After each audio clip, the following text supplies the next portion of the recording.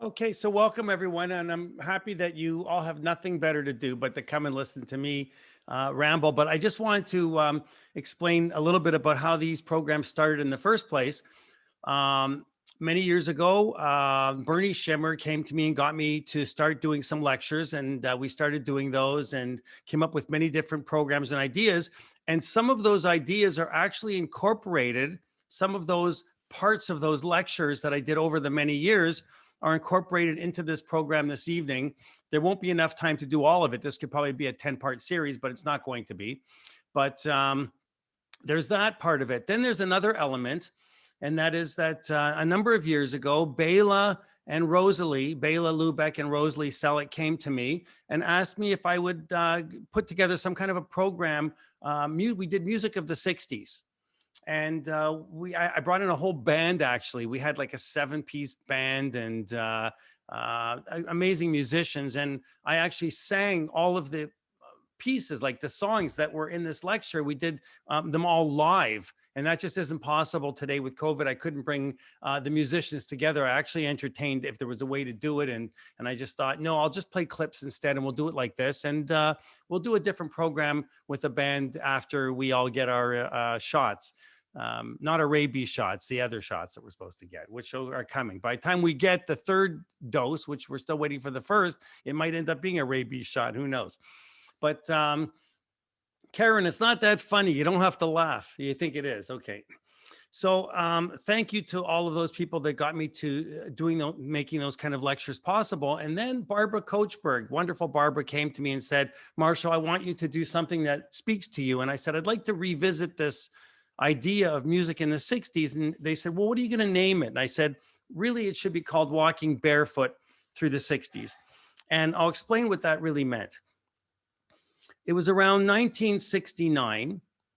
Cora, you weren't around yet. 69.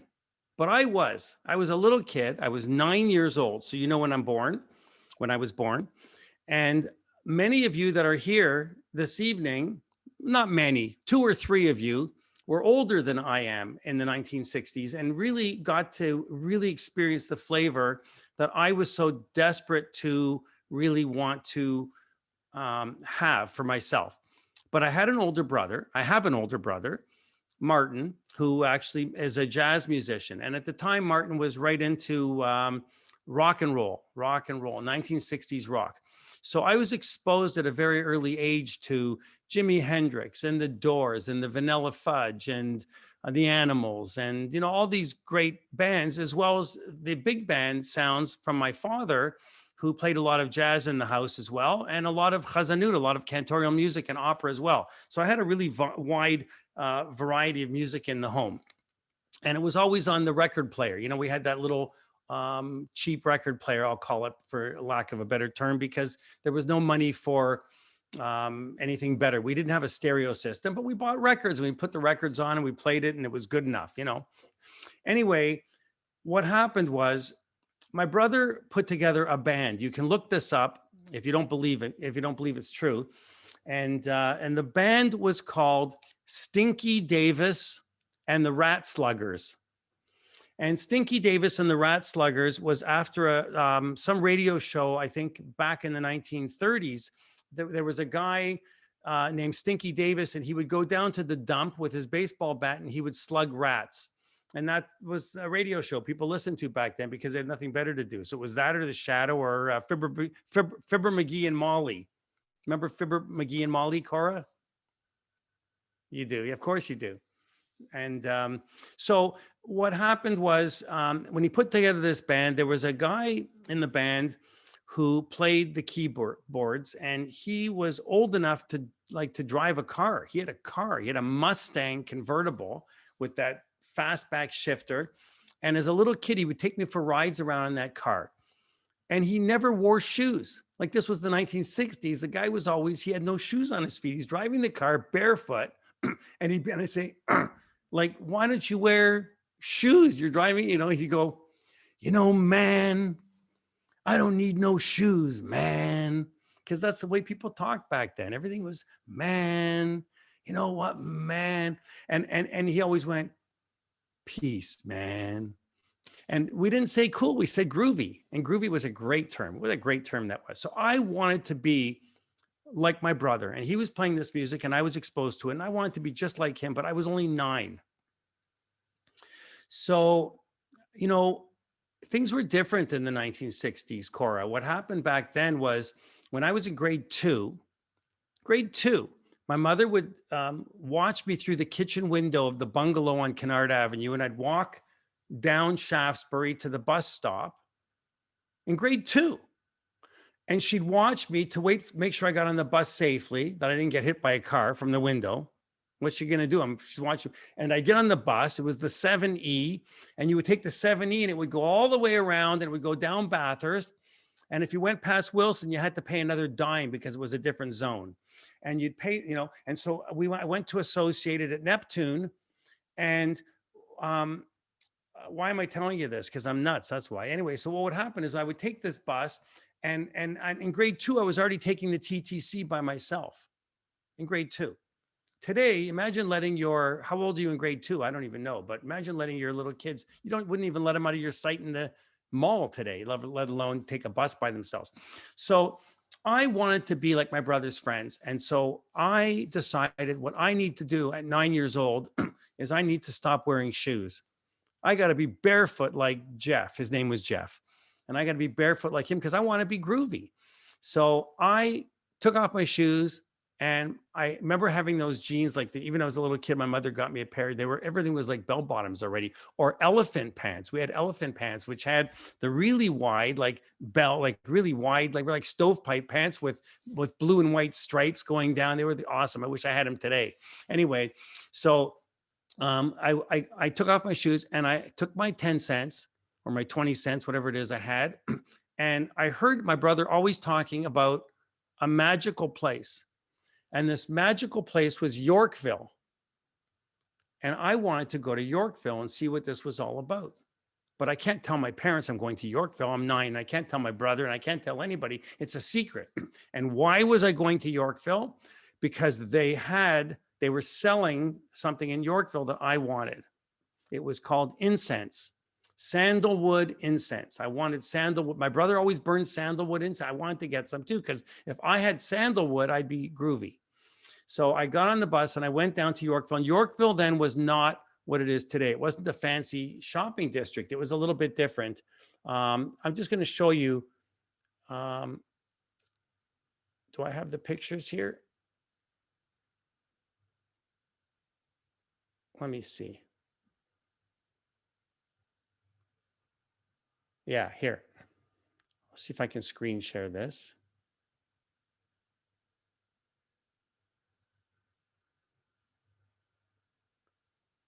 How do I do this?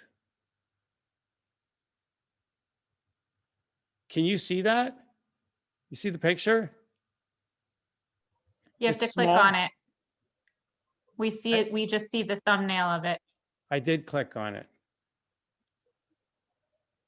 You might need to share a different screen if it opened in a different screen. Let me see how I could do that. You still just see a thumbnail? Yeah. Oh, that's too bad. Did it open in another window? Yeah. So you need to share that window. How do I do that? Go back to share screen and switch the screen that you're sharing. So now click on this and now hit share screen. Doesn't work, does it? You see it? No. Yep. Yep. That is the kind of clubs that they had in those days. So they had these clubs, and you would go in and you would listen to, it wasn't rappers back then, Cora. It was like guys reading poetry. And that was Yorkville. I want to show you something else.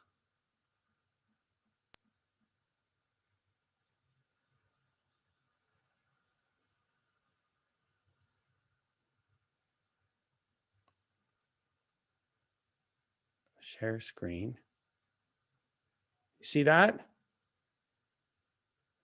Okay. So that's like exactly Exactly. I see smiles on people because you probably remember that. If you're, yeah, like Marion remember. So look at the vet. The vet was brand new then, the Corvette in front of the Yorkville. That's exactly what it looked. And you would go up into these stores and you'd go up into the lofts and you could buy sandalwood or you could buy, who knows, they probably had weed back then too. You could buy it. Now it's legal. Anybody could buy it. But back then it was like a, oh my God, you could go to jail for it, right? So, and you look at the old umbrellas with the frillies around them and all that. Like that was Yorkville. So here I am, 9 years old, and look at the ladies. They're wearing skirts, beautiful with pumps. Like people dressed, even in the 60s, people still dressed up. And the men, if you look on the right, the men are still wearing jackets and ties. You know, when you think of the CNE and the exhibition in those days, people went down, they wore jackets and ties, even to the CNE. When you went out, everybody wore a fedora. It was a different world. And then if you were a hippie, so you had long hair and you had a cowbell around your neck and you had no shoes, or maybe you had some sandals or, you know. So I'll stop sharing for a minute and I'll start with a lecture. So what happened was I decided it'd be important to talk a little bit about Jewish influences in the music scene in the 1960s. And I'll mention again that really it was Bela and Rosalie that got me to do this in the first place. And then it was Barbara to get me to change the direction and bring it together to fruition in a different way. But I'm going to let's start with who some of these influences were. Like some of the people that influenced music in the 1960s. So, you know, Simon and Garfunkel. Simon was Jewish. Garfunkel, of course, was not. Bob Dylan, Paul Simon. We had Neil Diamond, Carole King. Barbara Streisand was on the scene. Irving Berlin was producing music. Older Carly Simon, Leonard Bernstein influenced music, but you know, as a Jew, Bette Midler was on the scene. Benny Goodman was still doing big band, Jewish. Burt Bacharach, Jefferson's Airplane was a great band. Steely Dan, Fabian was, I think, did he just pass away? I think he passed away recently. Also, Steely Dan, great band and Jewish influences. Herb Alpert was in the jazz scene. Neil Sedaka, everybody knows Neil Sedaka. You know his name is really Sedaka, and Neil, you didn't know that, eh, Karen? She's writing it down. Look, I didn't know that. Neil Sedaka, yeah. And Cass Elliot, in the earlier days, was Mama Cass, right? In Woodstock days. And Marvin Hamlish was coming on the scene. Oscar Hammerstein was still composing. Buddy Rich was doing jazz, Jewish. These guys all changed names. Mel Torme. Now, Arlo Guthrie had a Jewish mother. I don't think most people wouldn't know that. So Arlo Guthrie was actually Jewish.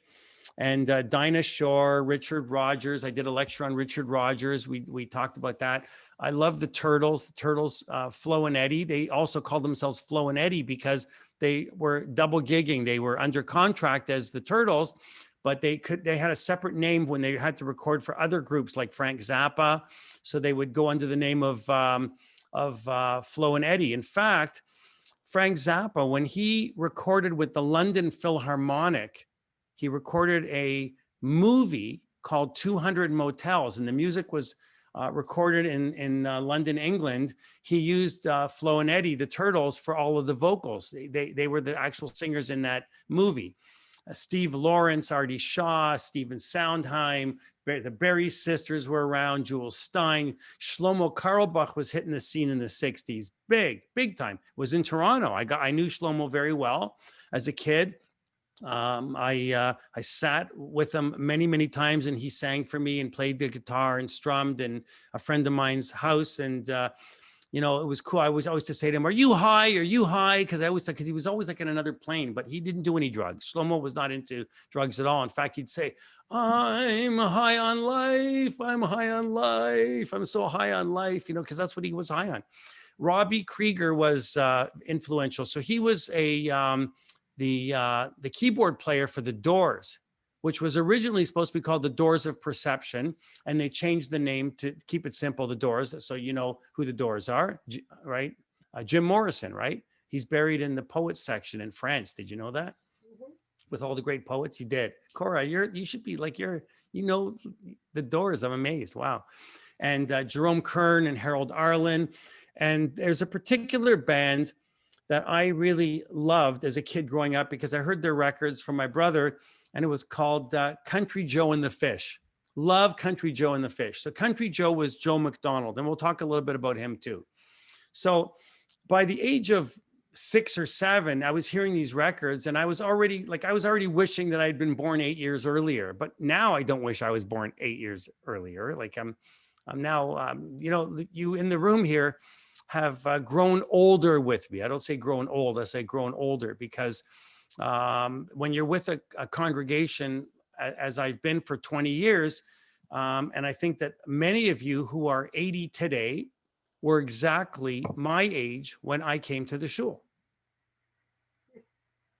And I think that that's really something, because now that I'm the age that I'm at, I'm not cool anymore. I'm just an old guy, right? So, but anyway, I was wishing that I was born, or I wanted to be older in the 60s. By the time the 70s came, and I was so excited, I got so upset because disco came on the scene. Karen loves disco. I hated disco. I didn't want to listen to it. And my friends were listening. They were going down to the clubs and they were dancing. There was a club on Yorkville that was all fancy now. It was called Checkers. And they'd go there and they would all, she's nodding again. Everybody remember, and Checkers. And you would go up there and you'd have to have the club and you had to stand in line. And I couldn't even get into the club because I never looked the part. You had to like have the right girl on your arm. You had to have the right clothes. You had to have the right hairdo. And I had nothing. So what was I? Anyway, so I stayed at home and listened to records. And it's not very easy to be groovy when you're 6 or 7 years old. Let me tell you, I couldn't pull off the clothes. I couldn't pull off the hair. I couldn't, but I had a Sea Breeze record player. I can tell you that. And it was blue. And I still remember my brother opening up a brand new copy of Gary Lewis and the Playboys. And the Herman's Hermits. I still remember it. It had like it was a picture of an air balloon on the cover, and the air balloon was going to rise up, and the Herman's Hermits. Now, my mother was still listening to the Four Tops because she was listening to 50s music, but I was listening to 60s and late 60s. You know, my brother was starting to smash Hendrix. Like he was starting to listen to Hendrix and bands. And I was busy still, relishing his Gary Lewis and the Playboys. But anyway, Gary Lewis and the Playboys was this American 1960s pop rock, light rock, very light group that was fronted by, of course, Gary Lewis. And he was the son of the comedian Jerry Lewis. And they're best known for the 1965 Billboard Hot #1 single, This Diamond Ring, which was the first of a string of hit singles that they had from 65 to 66. The band was like this, one of these good boy, clean cut, earnest, boy next door images, similar to the British Invasion, contemporaries such as Herman's Hermits and Jerry and the Pacemakers. So the group folded in 1970. It wasn't around a very long time, but a version of the band later came on and started touring later on, playing for, veterans benefits and things like that. So I just want to share, just for nostalgic sake, a clip of that particular song. Now, 1 second. So before I do that, Cora, so I have to go into screen share, right? Click the window that you want to share and then click the box that says optimize for video clip. Did you see it? Then you have to actually press share. Oh, you have to press share too. Yeah. There's so much to do.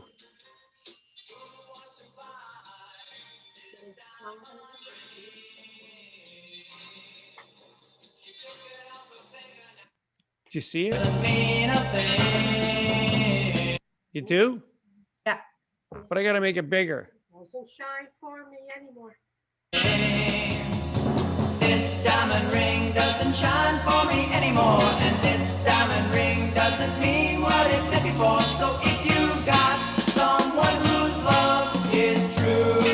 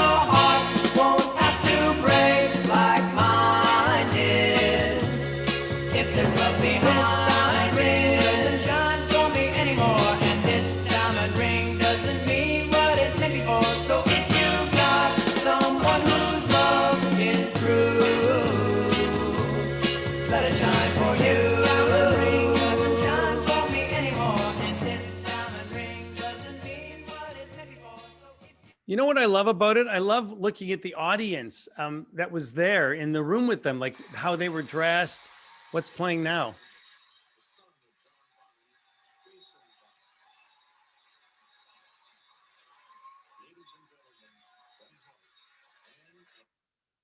There. So the way everybody is dressed and the way they looked and the way, they're so like, it's such a clean cut audience and such a clean cut band. And they had such a nice image. And I really liked their music. And they were actual musicians. So it wasn't like they were faking the parts and not playing. I mean, sometimes they probably maybe even in those days lip synced, maybe. I mean, everybody's lip syncing today. I watched a Dua Lipa video the other day and she's holding the microphone down here and then she went, oops, I better hold it up here because I'm supposed to be singing in the microphone. It was hysterical, but I don't think she's on only because of her vocal talent. But anyway, so she doesn't know how to dance really either, but I don't know, she has a charm about her, I guess. So I like to watch modern pop music and see what's in the scene today and what people are watching. And I also like the old stuff. So that's Gary Lewis and the Playboys. I'm going to skip right past it because there's so much more to talk about than what happened and how they broke up and how they were going to change their name at one point, and they were. But what happened was they ended up in recording studios, really because their dad financed them. So they had a comedian, they had a father who had money, he had the geld, and he was able to finance them until they got going. And that's always the way it is. If you have someone to back you, then you can get going on it. So Simon and Garfunkel were this great American folk rock duo, right? And consisting of a singer songwriter, Paul Simon, and Art Garfunkel. They were one of the most popular recording artists in the 60s and became they were as big as the Beatles at one point, and the Beach Boys and Bob Dylan, and their biggest hits were like the Sound of Silence, which is the song that I actually sang when I did the live program. I sang that live, and they did Mrs. Robinson and Bridge Over Troubled Water, and the Boxer. It was in 1969, reached #1 on the singles charts. So they had a lot of hits. And their final studio record, which was called actually Bridge Over Troubled Water, was their most successful, becoming one of the world's best selling albums since their split in 1970. So 1970. So I was 10 years old in 1970, and I remember listening to all of this music. And I won't tell you what I was doing when I was 10 years old with the kind of stuff that I got up to. And already at 10, I was already in trouble. I was a troublenik, believe me. And where did they meet? These two guys met, Simon and Garfunkel. They met as children. They were in Queens, in New York, around 1950, in the 50s, early 50s. And they were singing together like two brothers. They were singing, maybe their name was the Two Moishas first, I don't know, but they were singing like Michael and I sing, harmonies. And as they got their harmonies together, they decided that they would start writing their own original material. Now was something. So they weren't just marketing songs by other people, but they were starting to write. And guess what they were calling themselves when they were writing their songs? No, it wasn't the Two Moishas. It was Tom and Jerry. Simon and Garfunkel started off as Tom and Jerry. And, they went together. Later on went their separate ways when Simon started making successful solo records. And in 1963, aware of the growing public interest in folk music, they regrouped and they were later signed to Columbia Records as Simon and Garfunkel. And their debut was Wednesday morning, 3 a.m.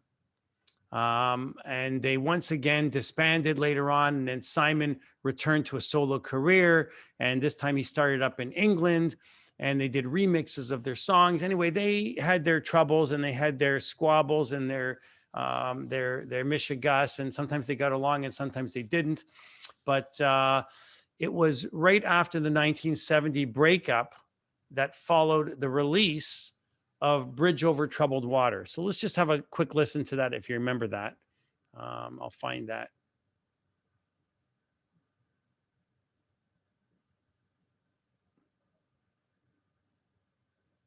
Either that or I'll share a Pesach recipe with you, one or the other. So I'm going to click there, and then I go share screen. You see it?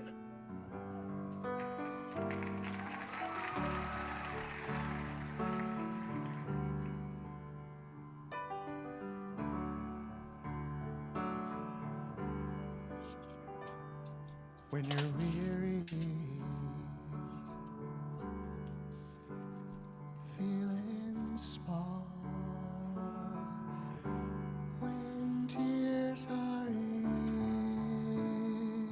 your eyes, I will dry them all. I'm on your side.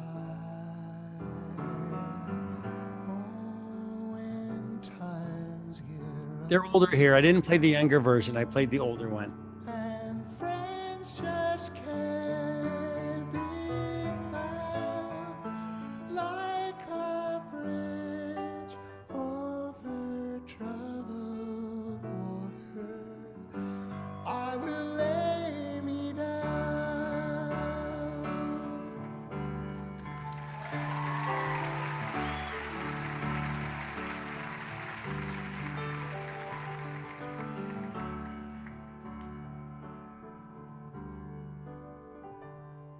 When you're down and out, when you're on the street, when evening falls so hard, I will comfort you.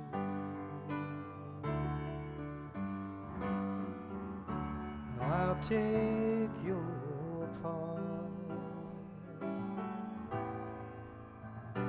When darkness comes and pain is all around, oh, just like a bridge over troubled water, I will lay me down like a bridge over troubled water.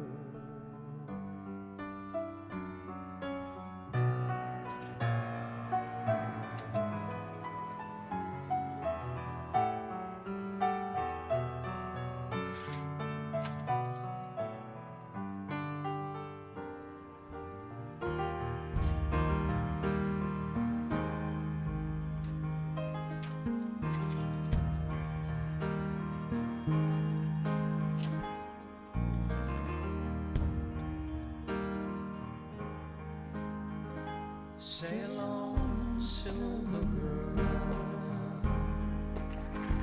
sail on night.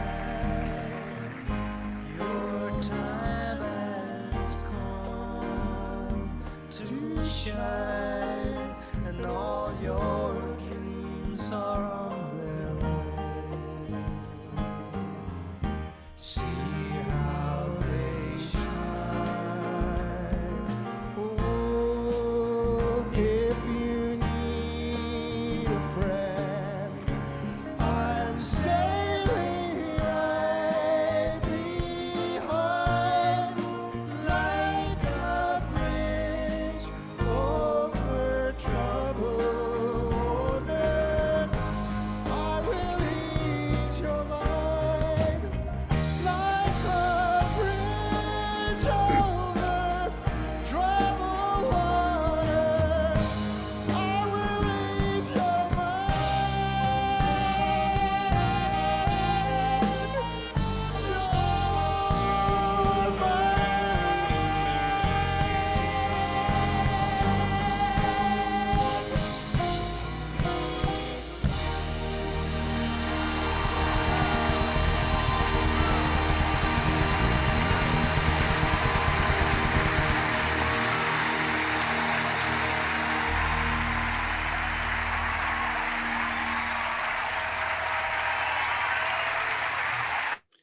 I picked that version on purpose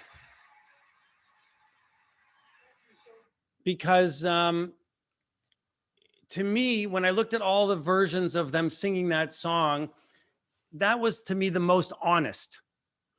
It was, they were older, they have split up, they were back together doing this because people were wanting it so badly, they wanted to hear it.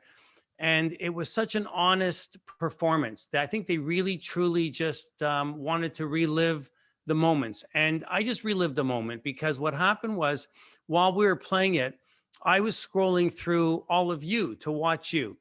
And it was amazing to watch how many of you were singing in your own homes, the words, like, you know, the words and you're singing the song, and the smiles and your faces was beautiful because being able to see that and experience that together, that was worthwhile.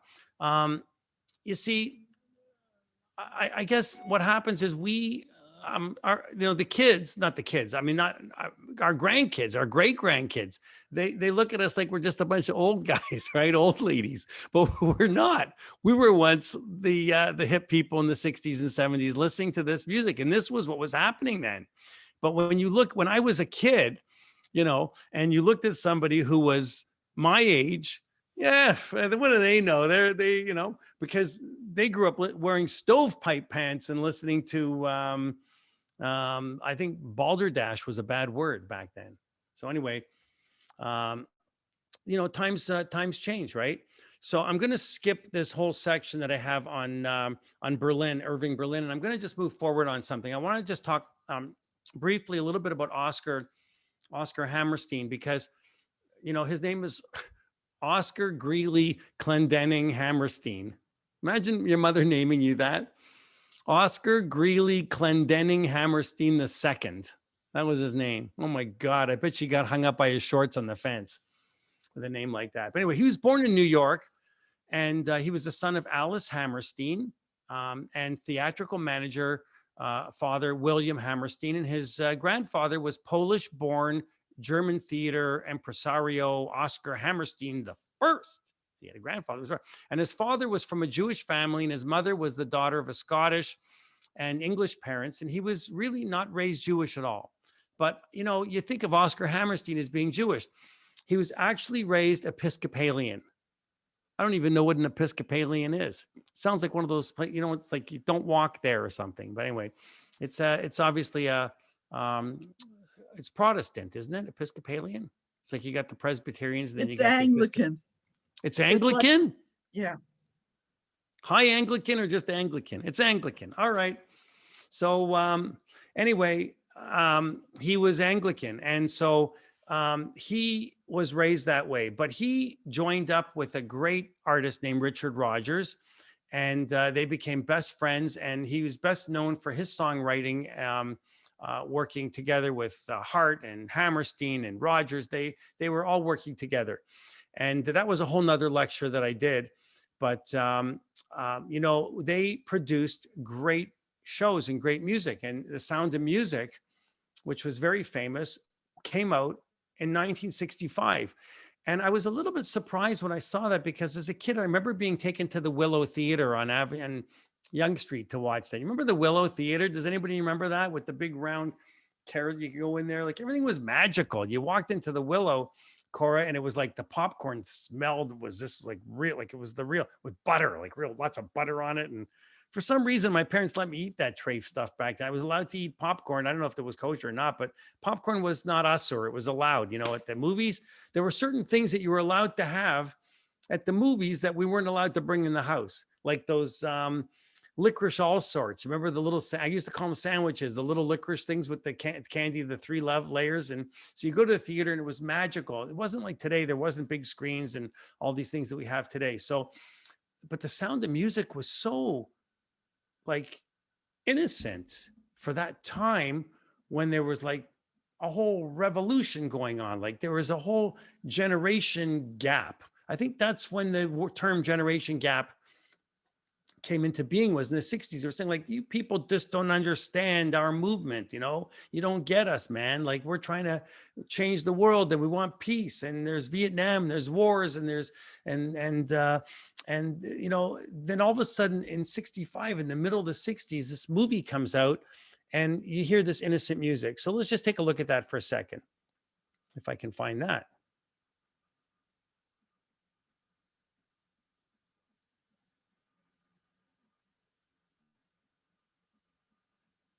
Raindrops on roses and whiskers on kittens. Copper kettles and warm woolen mittens, brown paper packages tied up with strings. These are a few of my favorite things.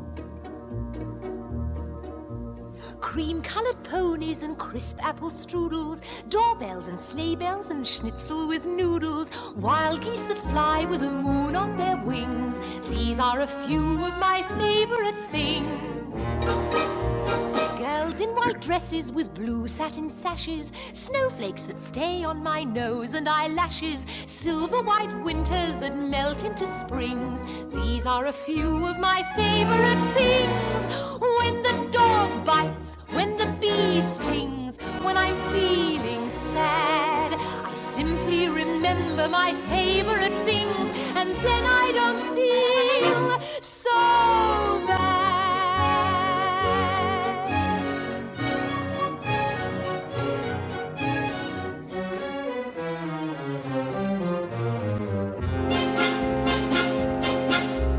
Raindrops on roses and whiskers on kittens, bright copper kettles and warm woolen mittens, brown paper packages tied up with strings. These are a few of my favorite things. Cream-colored ponies and crisp apple strudels, doorbells and sleigh bells and schnitzel with noodles, wild geese that fly with the moon on their wings. These are a few of my favorite things. I'm not going to play you the whole thing. If I play you the whole thing, we're going to be here till 11 o'clock tonight. You don't want that. Believe me, you don't want that. So I just want to move forward, but I want to show you, like, that was to me bizarre. Like, I thought that was like something that happened in the 1940s. And I just went to my mother took me to see it. You know, my mother was really cool. She took me to see the Beatles movie Yellow Submarine when I was a kid, when that came out. I thought she was like, that was really cool. It wasn't cool going with your mother, but it was cool being there anyway.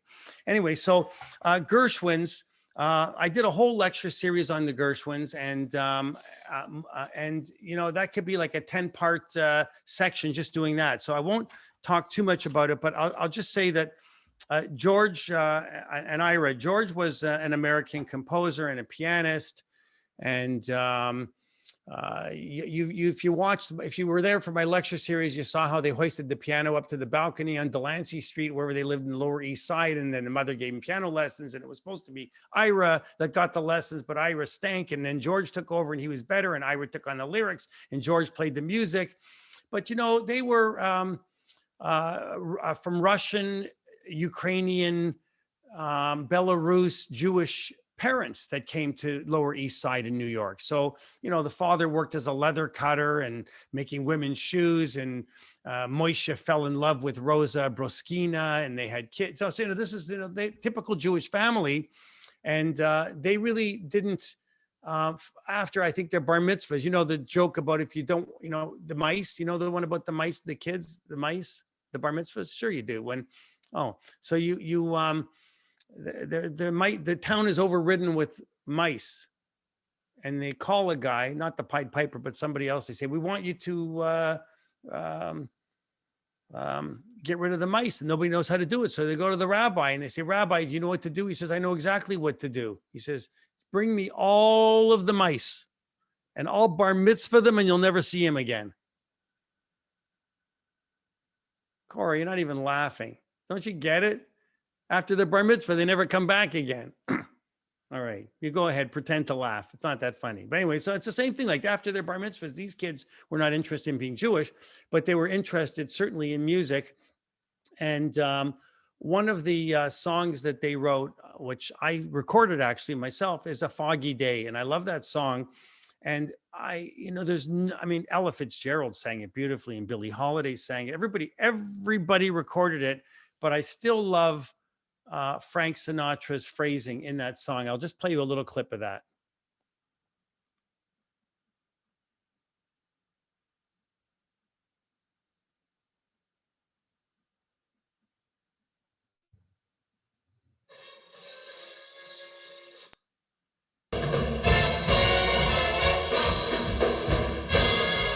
because he was the coolest. A foggy day in London town had me low and it had me down. I viewed the morning with much alarm. The British Museum, it blew its charm.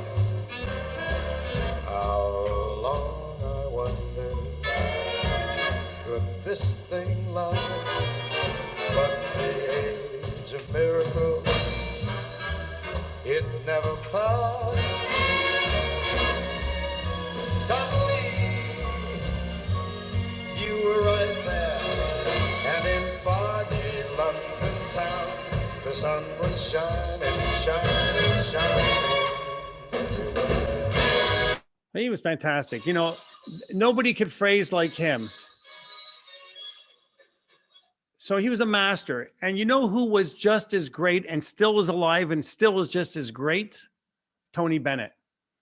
Not Jewish, he's Italian. But Tony Bennett would have been much bigger in the time of Frank Sinatra. I mean, he had a fantastic career if Frank Sinatra wouldn't have been around. Frank Sinatra himself used to go and hear Tony Bennett. He said, he's better than me.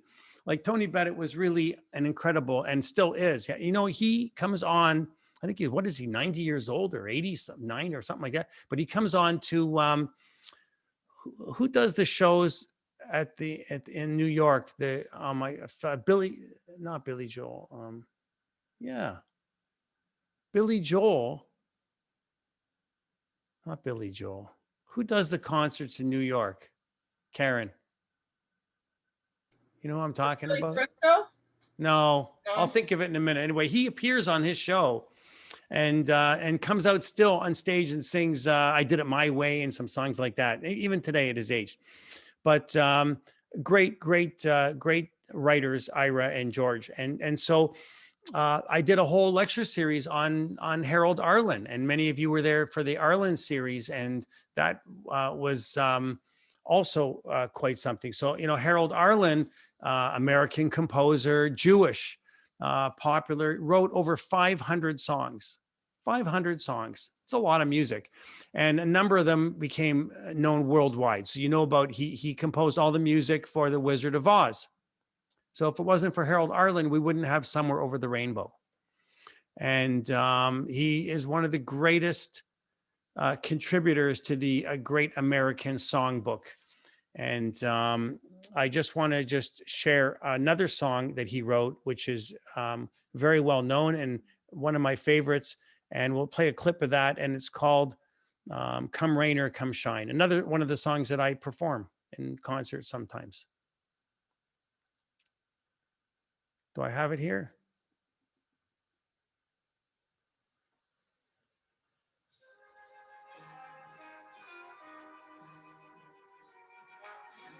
I don't have a video of it, but you'll hear the song. I picked Ray Charles for this.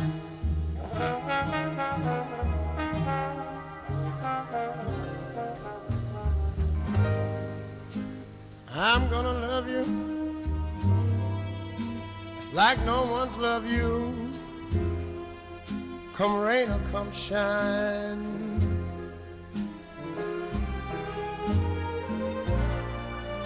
High as a mountain, deep as a river. Come rain or come shine.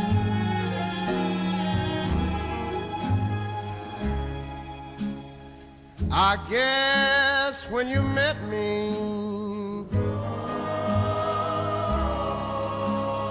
it was just one of those things.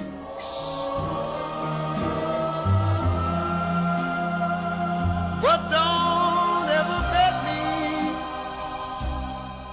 'cause I'm gonna be true. Well, if you let me,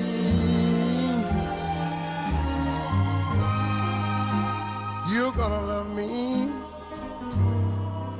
like no one's loved me. Come rain or come shine.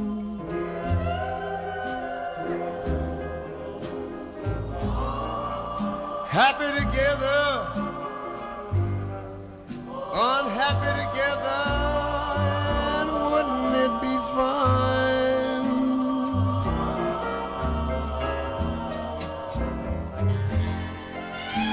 Days may be cloudy or sunny, we're in or we out of the money, yeah, but I'm with you always. I'm with you, rain or shine.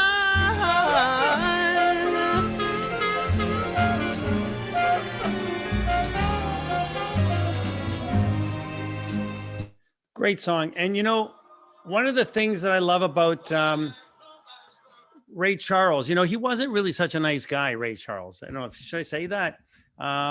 He didn't want to bother with people so much, unless he wanted something from you. I actually got to meet Ray Charles, and I met him at Ontario Place because he was performing there, and I was just lucky enough to be able to go up to him. He had helpers and say hello to him, but he couldn't be bothered talking to anybody. But he was such a giant, and he owned the room. Well, he actually owned the park. When I went to the see him live, it didn't matter that you were sitting on the grass 10 miles away. You just felt that you were sitting with him in his living room when he performed. He was such a masterful performer.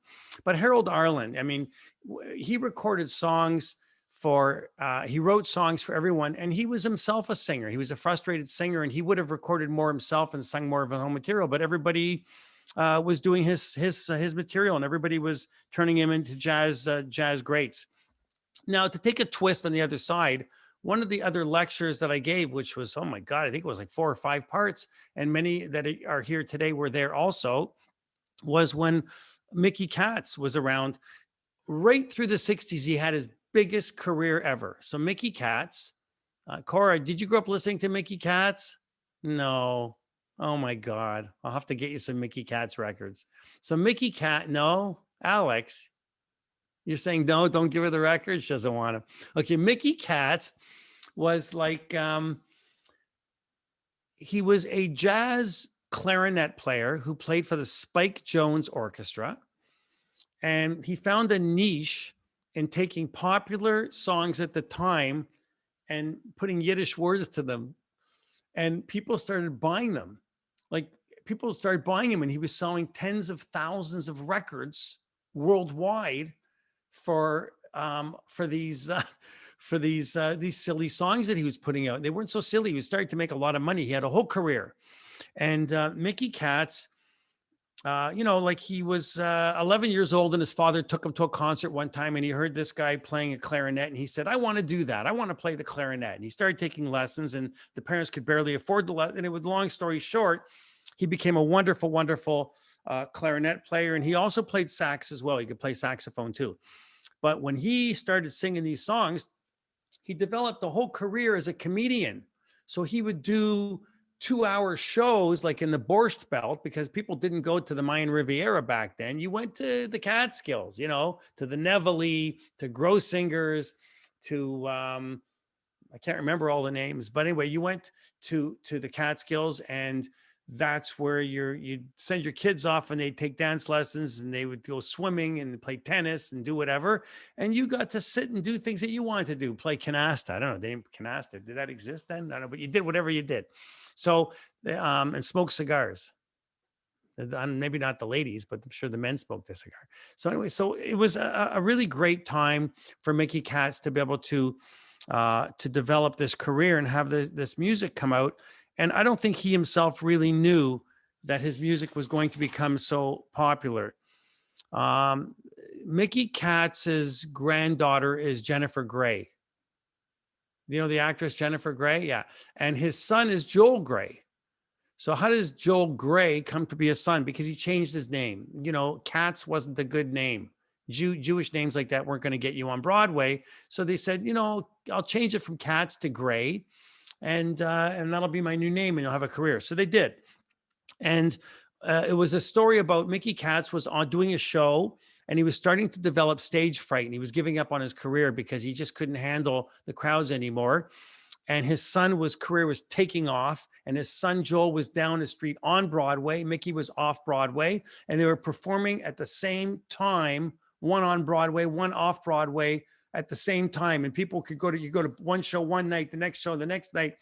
And right in the middle of, in those days, Jews had no boundaries. Jewish people, we have these mouths on us. We just say whatever comes out. So there was this lady sitting like in row 2 of the theater, and Mickey comes open, and now, ladies and gentlemen, Mickey Katz. And he comes out and the band starts to play, and then it stops. The crowd calms down, and the lady stands up and she says, "Hey, Katz, I saw your son the other night. He's better from you." So right in the middle of the show. Anyway, so Mickey was starting to develop stage fright, and he went early in his career when he started making records. He went to a radio station, and he asked if they could get radio play his songs. And the guy was Jewish who owned the station. And he said, "I'm not playing any of your Yiddish songs on my radio station." So, Jews were just as anti-Semitic as anybody else. We wouldn't play our own people's music. He said, "I don't want to hear it. People don't want to hear it." But in spite of that, he went on to have a great career. So it was years later, Larry King just died. And remember, Larry King, you remember the Larry King show?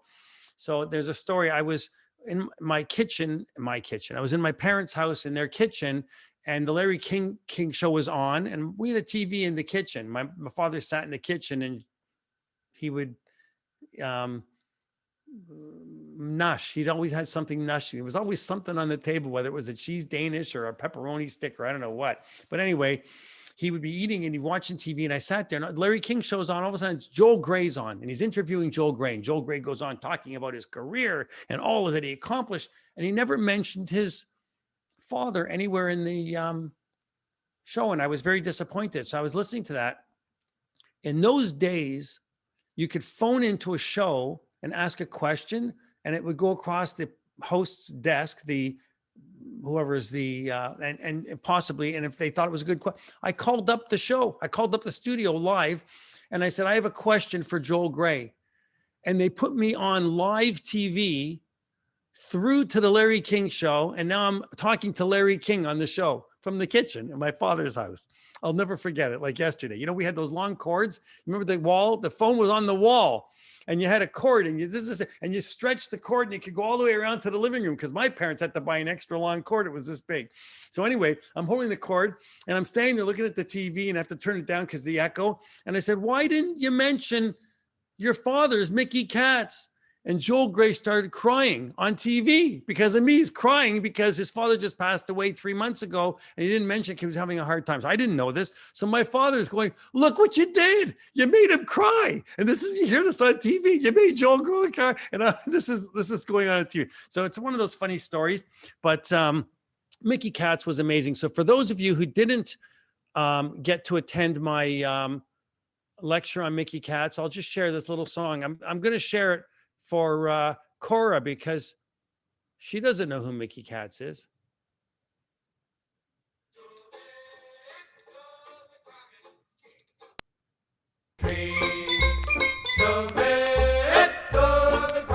This boy you got to meet.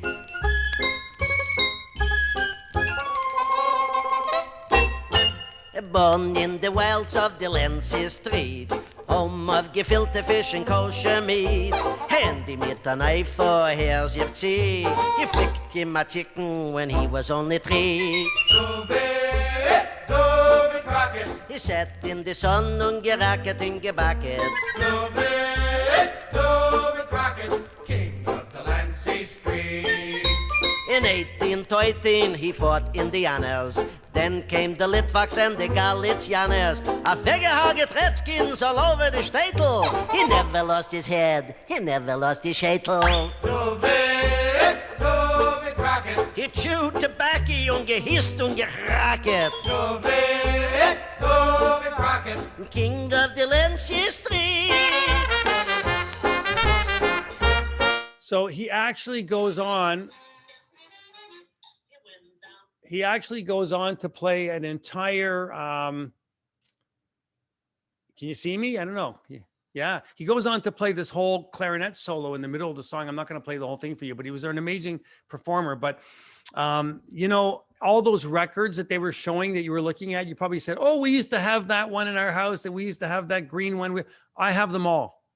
I have every one of those records upstairs. I have about 50 or 60 Mickey Katz records. I'm very proud of that collection. Anyway, I thought I lost them a while ago, but I found them. So Mickey Katz was playing music and selling a lot of records in the 60s at the same time that all this other music was going on. So it didn't matter if you were listening to the Doors, or if you were listening to Vanilla Fudge, or if you were listening to Cream, or if you were listening to the Turtles, for instance. You know, there were people that were buying Mickey Katz records for their home because they might have come from a background from Europe, and now, you know, they were kids growing up in Europe and they brought here, and they're still kind of like greeners, so they want to hear that kind of music. And speaking of the Turtles, I'm just going to touch on them a little bit. I told you they're an American rock band, and their names were Howard Kalin and Mark Volman. These two Jewish kids, and they ended up scoring big hits. And one of their biggest hits was a song called Happy Together in 1967. And they broke up around 1970, but they later, you know, did some solo stuff. But really, they stayed together whenever they were hired to do work together, because they sang the craziest harmonies. One had a high voice. He could sing a high X. I don't know. The note is, it's too high. It's like an X. Anyway, so he and Flo and Eddie really did a lot of work together. So I just want to play this song for you, and tell me if you remember this.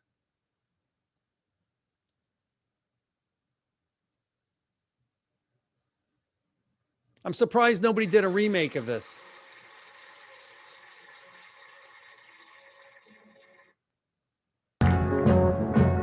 Imagine me and you, I do. I think about you day and night. It's only right to think about the girl you love and hold her tight. So happy together. If I should call you up, invest a dime, and you say you belong to me, and use my mind, imagine how the world could be so very fine, so happy together.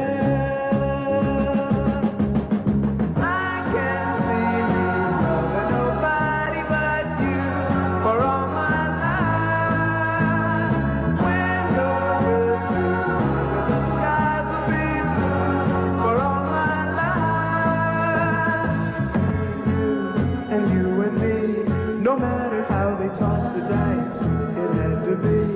The only one for me is you, and you for me, so happy together. I can't see loving nobody but you for all my life. When you're with me, baby, the skies will be blue for all my life. Me and you and me, no matter how they toss the dice, it had to be. The only one for me is you, and you for me, so happy together.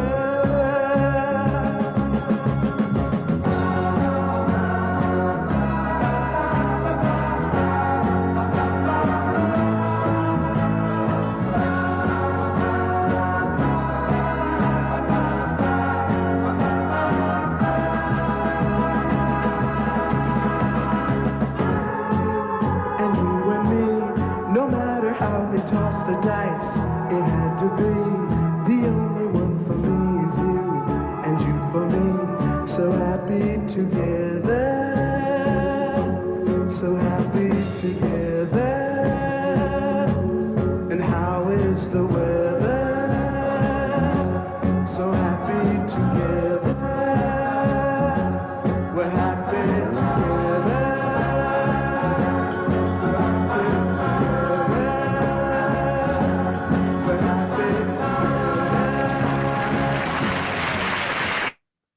So, all kidding aside, they were amazing vocalists. I'll tell you why. They were being hired by all these other bands as backup singers. They were being hired to perform in studios under fake other names constantly all the time because they both had incredible ears. You know, today so many singers go in the studio and they're using auto tunes and they're using different ways and they're correcting and they're doctoring and they change the pitch on that note because it's a little flat or a little bit sharp. Not these guys. A bad note never came out of their mouth. You know, a singer today that's like that is Michael Bublé. He can walk into a studio and he can sing and everything comes out. He doesn't flatten. He's right on top of the pitch. A bad note doesn't come out of his mouth. Another singer that is like that was Barbra Streisand. In her career, she could open her mouth and sing, and she didn't have a bad note. She didn't need auto tune. She didn't need any of that chazarai because when she opened her mouth and she sang, she was right exactly in the tonal center, and that's a talent. But Barbara never had to be a backup singer. She was a giant. After she started on the Ed Sullivan Show, she went on to have a great career, and we could talk a lot about her career too, but we don't have enough time tonight. So we'll have to make another series another time. I was going to play for you from the Doors, the song, Come On Baby, Light My Fire. It's a great song. And I see smiles when I say that, but I think we're going to skip that one tonight. We'll do it another time. You can play it yourself at home, but I just want to talk a little bit about Peter, Paul, and Mary, because they weren't all Jewish, you know. But what happened was Peter Yarrow, who was born, I thought he was born a little later, but he was born in 1938, you know, as an American singer and songwriter who found fame with that trio. He co-wrote with Leonard Lipton one of the group's greatest hits. And you know what that is, of course, it's Puff the Magic Dragon, right? So when he, I'm just going to go through my notes here, when he had this career going and he was in support of any cause that was against the Vietnam War, to the creation of something called Operation Respect, an organization that promotes tolerance and civility in schools. So back then he was a pioneer, and he was born in Manhattan, the son of the Wise Broad family. And father was Bernie Yarrow, and his parents were educated Ukrainian Jewish immigrants, also from that area of the Ukraine, just like my grandparents were from that same area. And their family settled in Rhode Island. And when I'll skip all of the stuff, but I'll go into the fact that Yarrow began singing in public during his last year at Cornell while participating in Professor Harold Thompson's popular American folk literature course. And you know, he went on to joining with Mary and Paul. You know, I was in New York one time at Christmas, the week of Christmas. There was actually 3 or 4 days just before Christmas itself, in December 22nd, maybe. And I was in Manhattan, and it was around 1993, 92, 93, around there. And I was walking down the street, and if you've ever been seen the St. Patrick's Cathedral, it's a very famous cathedral. It's a beautiful church.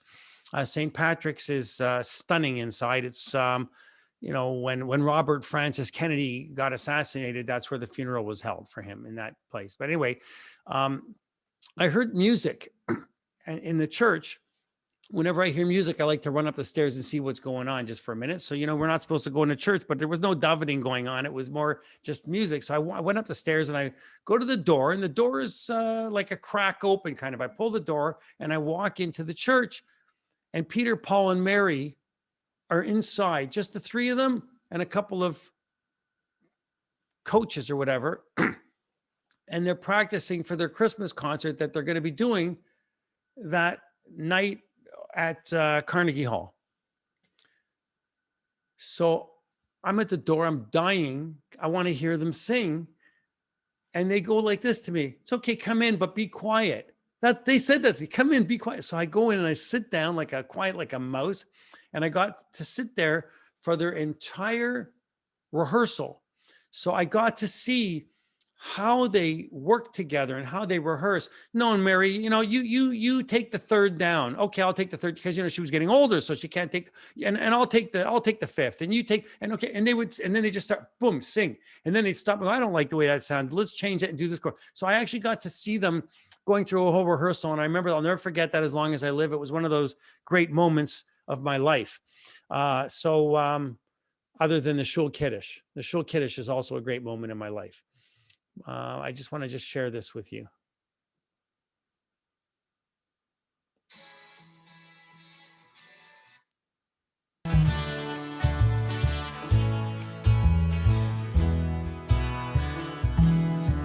All my bags are packed, I'm ready to go. I'm standing here outside your door. I hate to wake you up to say goodbye, but the dawn is breaking, it's early morning. The taxi's waiting, he's blowing his horn. Already I'm so lonesome I could cry. So kiss me and smile for me. Tell me that you'll wait for me. Hold me like you'll never let me go. I'm leaving on a jet plane.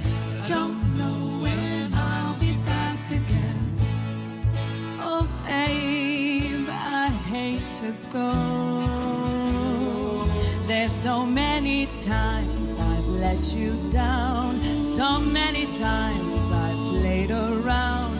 I tell you now, they don't mean a thing. Every place I go, I think of you.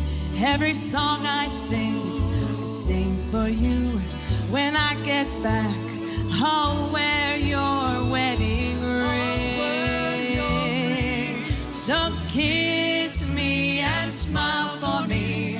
Tell me that you'll wait for me. Hold me like you'll never let me go. I'm leaving on a jet plane. Don't know when I'll be back again. Oh, babe, I hate to go. Now the time has come to leave you one more time. Let me kiss you, then close your eyes. I'll be on my way. Dream about the days to come when I won't have to leave alone. About the time I won't have to say. Kiss me and smile for me. Tell me that you'll wait for me. Hold me like you'll never let me go. I'm leaving on a jet plane. Don't know when I'll be back again. Leaving on a jet plane. Don't know when I'll be back again. Leaving on a jet plane. Don't know when I'll be back again. Oh, babe, I hate to go.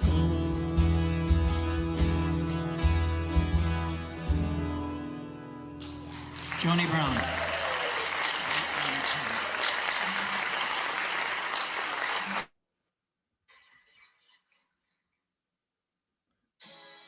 You know what's amazing is when you watch them playing guitar. First of all, one of them is playing a 12-string guitar, but what's amazing is that they're not playing cheap chords on the first position. If you know anything about guitar, everything was bar chords. I mean, to make all of those changes, there's just two instruments. They didn't have drums. They didn't have a clarinet. There was no piano covering for them. They were having to sing. Two guitars. So one used a 12-string instead of a 6 to give it a little fuller sound. But what's amazing is all of the chord changes were so clean. So they really are professional musicians. as well. I just have two quick short things to do. Cora's getting bored. I can tell you had enough already. You want to go home. All right. Well, you are home. We got nowhere to go. Everybody's sitting here. Oh my God. Okay. Should have told. Anyway, you got a l'chaim. I know. I see Karen's has a drink there. She's okay. So I just want to touch two things. I was going to talk about Bob Dylan. I'm not going to, because we're going to leave it for another time. Maybe we'll do a whole series on Bob Dylan. But I purposely wanted to talk about Country Joe McDonald, Country Joe and the Fish, because to me, he's an interesting character. Let me just find my notes here. He was born in Washington, D.C., and grew up in El Monte, California, where he was a student conductor and president of his high school marching band. At the age of 17, he enlisted in the United States Navy for 3 years. That's the part that shocked me, because knowing the kind of music that he got into, that he served in the Navy, I had no idea. And he was stationed in Japan. And after his enlistment, he attended LA City College for a year, and then he got fed up with that. And in the early 60s, he began busking. So he was standing on the street corner playing music and going nowhere very quickly. And his father, was not Jewish. His mother was. And his mother was a lady named Florence Plotnick. So very, very Jewish. But the father was the son of a Scottish Presbyterian minister. So I find it a very interesting combination. You know, there's always intermarriage, and this is one of those cases. So he had a Jewish mother, and he was the daughter of Russian Jewish. She was the daughter of Russian Jewish immigrants, also probably the same area of that Belarus, Ukraine. They were all coming over, and so he had quite a career. And in 1965.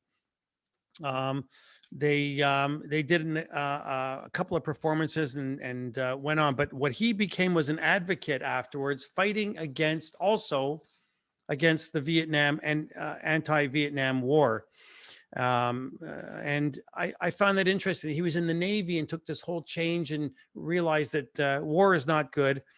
And he came up with a song which was a whole copyright infringement later on. They all had lawsuits, right? So what happened was he wrote a song, and it's 1, 2, 3. What are we waiting for? Next stop is I don't give a damn. Next stop is Vietnam. And he had lyrics in it like that would shock you, to make you understand how bad war was. Words like be the first one on your block to have your son come home in a box. Very strong, powerful lyrics that are really very, very sad, but very telling about the time in the 60s. So on one hand, you got Shlomo Carlebach singing Hasidic music, and then you've got the Sound of Music going on. What an eclectic time. And then you had Joe McDonald recording songs like with Country Joe and the Fish. And so if you don't remember this one, I'm just going to share this little bit of this song with you.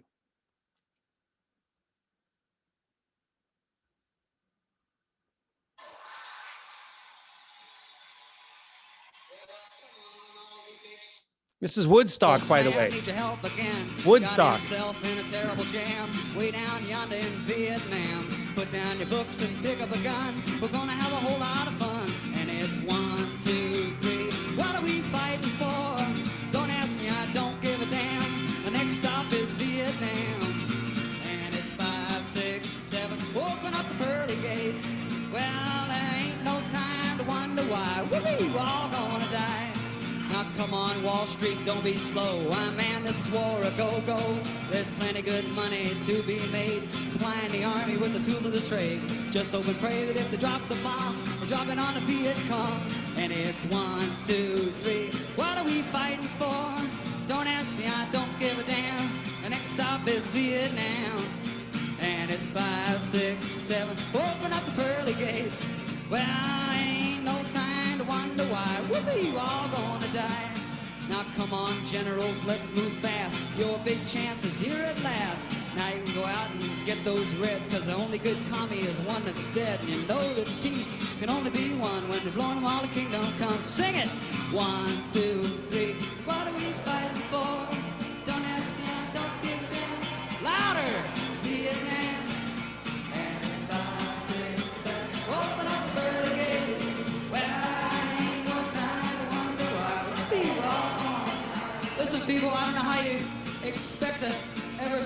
Civil War. If you can't sing any better than that, there's about 300,000 of you fuckers out there. I want you to start singing.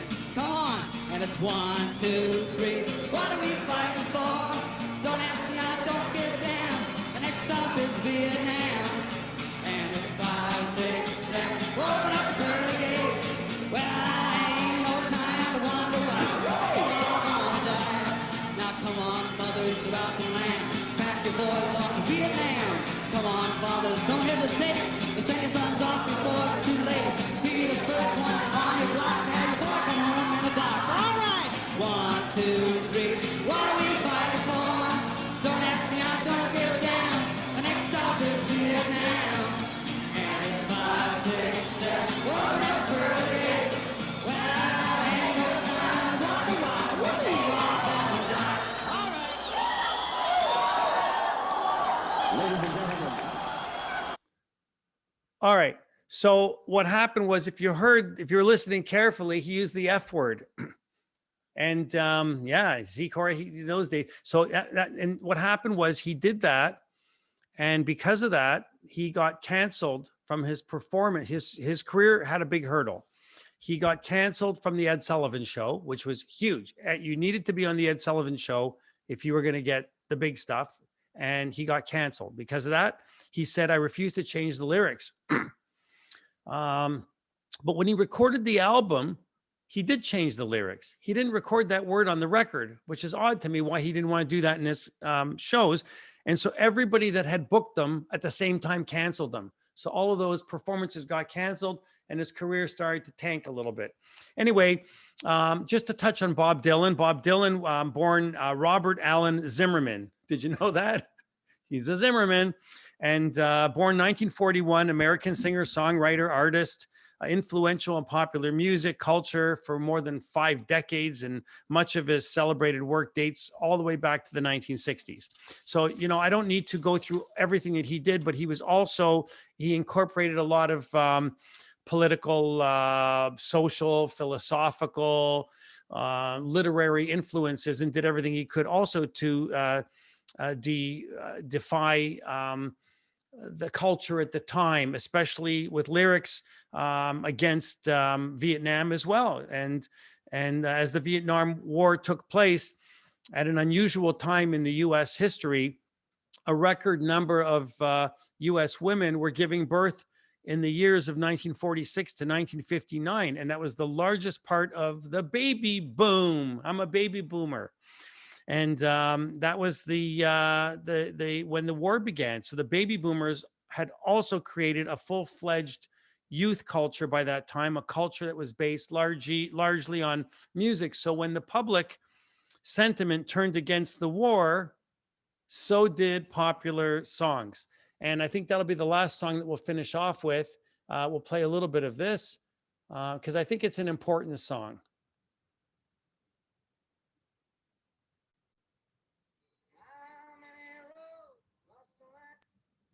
Down before you call him a man. Yes, and how many seas must the white dove sail before she sleeps in the sand? Yes, and how many times must the cannonballs fly before they're forever banned? The answer, my friend, is a blowing in the wind. The answer is blowing in the wind.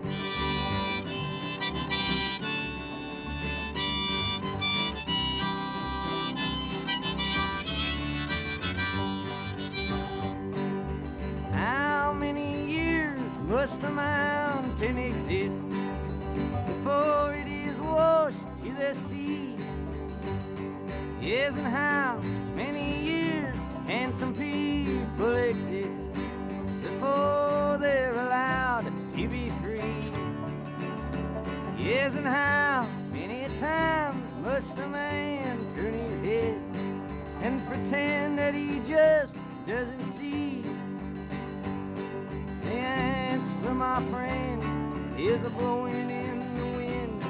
The answer is blowing in the wind.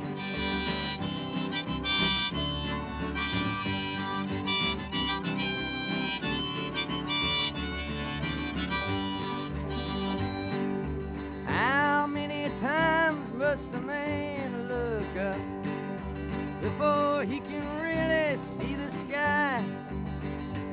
Yes, and how many years must one man have before he can hear a people cry? Yes, and how many deaths will it take till he knows too many people have died? The answer, my friend, is a blowing in the wind. The answer is blowing in the wind.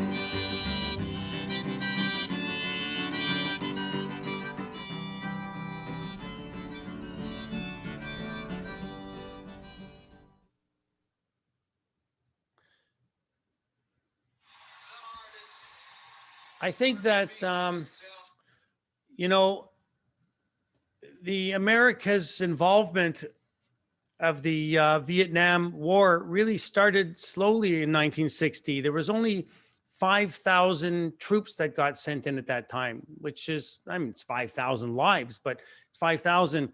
And I remember when Nixon, before he resigned, he pulled out a lot of troops from Vietnam. He pulled out, I remember seeing the news. In fact, I have the newspaper. I have a newspaper collection. It's another series I could give you on papers that I have going all the way back to the 30s. I have papers from 1937. I have papers through World War with all of the developments in the war. And I have newspapers going through all of the 50s, the 60s, the 70s. And I stopped collecting in the, after the Iraq War. I stopped collecting, but I have papers going all through. I don't know what I'm going to do with them. Line a birdcage maybe, but I remember when Nixon, he pulled out, it made headlines, 50,000 troops at once, 50,000 troops. And I was thinking, wow, that's a lot of buses. That's a lot of people, 50,000 troops. So there were a lot of people that died. It was a dirty, messy war. And that was an important song at the time. You know, when your number came up, if you were getting your draft into the Army, it wasn't you were, if you didn't go, you were a draft, what they call a draft dodger rag.